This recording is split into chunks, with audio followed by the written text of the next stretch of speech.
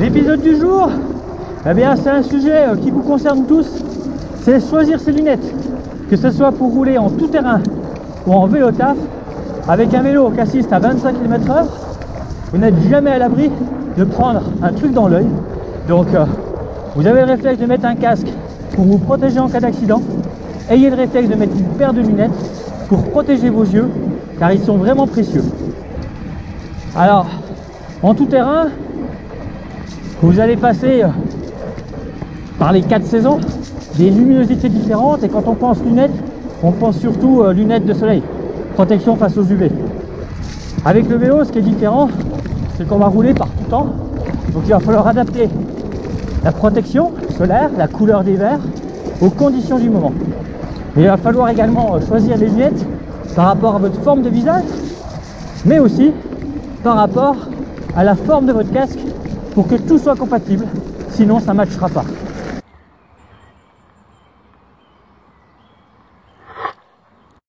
Première chose, choisir des lunettes qui vous vont, qui vous correspondent. Un des premiers éléments qu'il va falloir mettre dans la balance, ça va être l'écart temporal, c'est-à-dire que est-ce que les lunettes sont suffisamment larges pour votre visage? Si vous avez les branches qui touchent les tempes, ça c'est pas bon. Mais également l'écart pupillaire, est-ce que vous avez les yeux en face des trous? Ça, c'est deux éléments en termes d'ergonomie. Mais oui, toutes les lunettes ne vous iront pas, il va falloir choisir les bonnes. Donc c'est un petit peu la même manière que de choisir une paire de lunettes chez un opticien. D'ailleurs, vous pouvez très bien aller acheter vos lunettes de sport chez un opticien. Vous serez sûr ainsi d'avoir des lunettes qui se posent et qui correspondent totalement à votre forme de visage. Un autre élément aussi par rapport à nos pratiques tout-terrain à prendre en compte, ça va être le dégagement, l'ouverture entre la joue et le dessous du verre de la lunette. Et oui, si vous avez le visage plutôt fin, pas trop joufflu, et que la lunette est trop décollée par rapport à votre joue, le risque c'est d'avoir des morceaux de terre, des éclaboussures qui remontent jusqu'à votre œil, et que les lunettes finalement par rapport aux projections de la roue avant ne servent pas à grand chose. Parmi les autres éléments de confort, eh bien vos cils. Si les lunettes sont trop proches de votre visage, vous risquez d'avoir les cils qui touchent les verres, et ça c'est très désagréable. En fait, suivant la base de la lunette, c'est-à-dire la courbure, la forme des verres, eh bien n'aurez pas du tout le même style, le même effet et même niveau de protection. Si vous partez sur une lunette vraiment sport avec une base 8 au niveau des verres et de sa forme générale, là elles seront un maximum enveloppantes, sans souci. Cette base 8, si elle est totalement sphérique, il n'y aura pas de souci pour venir protéger le bas des yeux. Si par contre vous partez sur une lunette plus mode actuelle, mais c'est également la mode des années 90, avec un écran polycarbonate plat et une base 8 ou 10, le risque là c'est d'avoir des choses qui passent par en dessous. Donc veillez à choisir une monture où vous avez un réglage au niveau des branches qui va vous permettre d'incliner la face pour pouvoir diminuer cet espace entre votre joue et le verre de la lunette.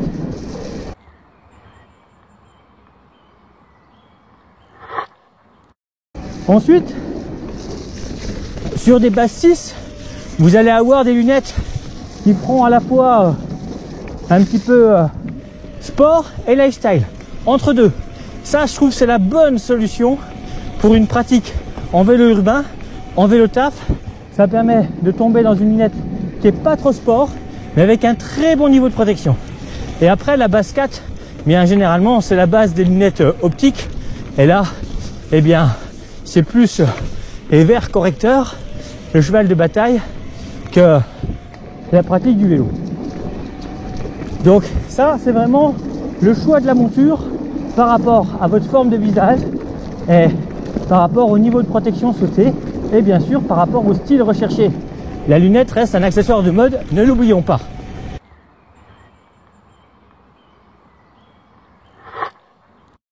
Ensuite, votre visage et cette paire de lunettes vont devoir être compatibles avec un autre élément, c'est votre casque. Et oui, le casque a souvent une forme, mais également des jugulaires qui font que dans certains cas, eh bien, ça peut coincer. Et là, eh bien vous l'avez compris, pour acheter vos lunettes, vous prenez votre tête, eh oui, ne l'oubliez pas, hein, et votre casque. Du coup, en mettant votre casque, vous verrez aisément si les lunettes matchent correctement avec l'ensemble ou pas. À savoir une chose, dans l'idéal, il faudrait que les branches de vos lunettes passent à l'extérieur des jugulaires.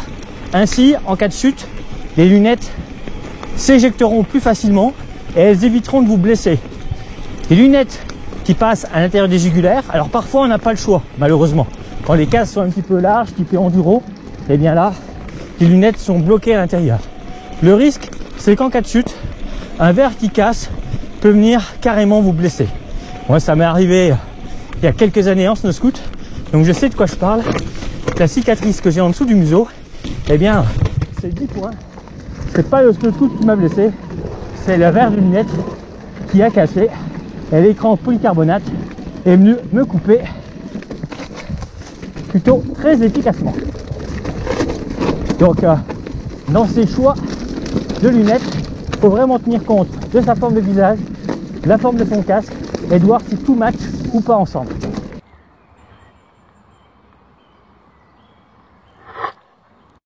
Et puis après, eh bien, les couleurs de verre. Et oui, là, selon la saison, selon la luminosité du jour, selon l'envie aussi, on peut avoir envie de voir la vie en rose ou en bleu ou en jaune. Alors ces écrans quasiment transparents avec une faible teinte ont un avantage. Ils vont augmenter le relief. Et c'est un petit peu la technologie prisme chez Oakley. L'intérêt, c'est qu'en sous-bois, vous allez avoir un effet relief intéressant pour mieux voir les obstacles, les difficultés. Ça peut être pas mal en intersaison. Bien sûr, les écrans solaires, soit à base 2 ou à base 3, voire light sensitive, à savoir fluctuant. C'est-à-dire que selon la luminosité ambiante, le verre de votre lunette va s'adapter à l'ambiance et plus ou moins se foncer. Ça, c'est vraiment intéressant en bike puisque ça te permet d'avoir, alors selon les qualités de verre, des temps de réaction plus ou moins rapides. Mais du coup, lorsque vous rentrez dans un sous-bois, le verre s'éclaircit et lorsque vous en sortez, eh bien, il se fonce. Du coup, vous avez un confort au niveau des yeux et une protection qui est optimum. Ah, là, ça passe tout de suite moins bien lorsqu'il y a un arbre en travers. Et oui, les lunettes peuvent servir aussi à vous protéger des branches. D'où l'intérêt d'en porter. Bon, là, c'est plus qu'une branche. Mais bon, en règle générale, les lunettes, ça sert quand même.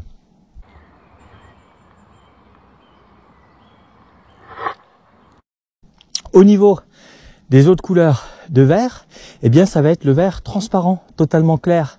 Celui-ci, il est vraiment intéressant pour rouler de nuit avec les éclairages ou par mauvais temps. Mais par mauvais temps, un petit écran jaune ou rose, c'est pas mal quand il y a du brouillard pour augmenter justement le relief. À noter aussi que certaines marques proposent des packs où avec une même monture, eh bien vous avez 2 ou 3 écrans différents, ce qui va vous permettre au fil des saisons d'adapter la couleur du verre à la journée et à l'ambiance du jour. Donc financièrement, c'est parfois assez intéressant plutôt que d'avoir 3 ou 4 paires de lunettes différentes.